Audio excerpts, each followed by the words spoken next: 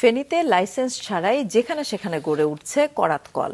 বন বিভাগ, পরিবেশ অধিদপ্তর ও ফায়ার সার্ভিসের অনুমতি বাধ্যতামূলক হলেও অধিকাংশ ক্ষেত্রেই তা মানা হচ্ছে না। এতে যেমন উজাড় হচ্ছে বনাঞ্চল, অন্যদিকে বাড়ছে পরিবেশ ও জলবায়ু দূষণ। প্রশাসন বলছে শিগগিরই এসব করাতকল বন্ধে ব্যবস্থা নেওয়া হবে। ফেনী রিপোর্টার জমির বেগের তথ্য ও চিত্রে ডেস্ক রিপোর্ট। ফেনীতে আবাসিক ও সংরক্ষিত এলাকায় গড়ে উঠছে এমন অনুমোদনহীন শতাধিক করাতকল।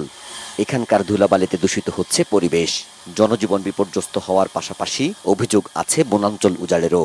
এটি হওয়ার কারণে বৃদ্ধ বয়স্ক অনেক মানুষের অনেক রোগবালাই হচ্ছে। কোনো প্রকার রাষ্ট্রীয় নীতিমালা ইউজ করা হচ্ছে না, যে যখন চাচ্ছে ইচ্ছা মতো গাছগুলো কেটে ফেলতেছে, যার মেজর ইম্প্যাক্টটা হচ্ছে আমাদের এনভায়রনমেন্টের উপর। আবাসিক এলাকায় শ্যালো মেশিন দিয়ে চালানো এসব করাতকলের বিকট শব্দে জনজীবনও বিপর্যস্ত। এছাড়া করাতকলের গাছ সড়কের পাশের জায়গা দখল করে রাখায় মানুষের চলাচলের পথ সংকুচিত হয়ে জনদুর্ভোগ বাড়াচ্ছে। এই করাতকলগুলা যে জায়গাতে গঠিত, ওটার আশপাশ বিভিন্ন এরিয়া ওরা দখল করে নিচ্ছে অবৈধভাবে। ড্রেনের ব্যাপারে কোনো বৈধতা নাই। এখন খালি পড়ে যে আমরা রাখছি এই হিসেবে আমরা যদি কয় আবার সরাই ফেলে। বিষয়টি স্বীকার করলেও আদালতের দোহাই দিয়ে দায় এড়াতে চান বন বিভাগের কর্মকর্তা। তবে অবৈধ করাতকলের বিরুদ্ধে ব্যবস্থা নেওয়া হচ্ছে বলে দাবিও করেন তিনি। রিট মামলা থেকে ওরা স্টে অর্ডার নিয়ে করাতকলগুলো চালাচ্ছে, কিছু কিছু আছে এরকম।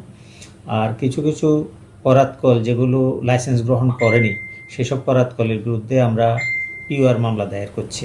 অবৈধ করাতকলের বিরুদ্ধে আমাদের কার্যক্রম চলমান আছে এবং হয়তো খুব অল্প সময়ের মধ্যেই কোনো অবৈধ করাতকল হয়তো আর থাকবে না। পরিবেশ ও বন মন্ত্রী জানান, অবৈধ করাতকলের বিষয়টি সরকারের নজরে আছে, ব্যবস্থা নেওয়া হবে। ইন্ডাস্ট্রি করতে হলে একটা দূরত্ব আছে, তারপরে আপনার করাতকলও হয়তো আরো খারাপ, কারণ ওটা তো গাছ কাটে।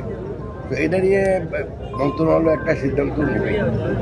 বন বিভাগের কর্মকর্তারা জানায়, ফেনীতে শতাধিক অবৈধ করাতকল থাকলেও বন বিভাগের তালিকায় আছে মাত্র 47টির নাম।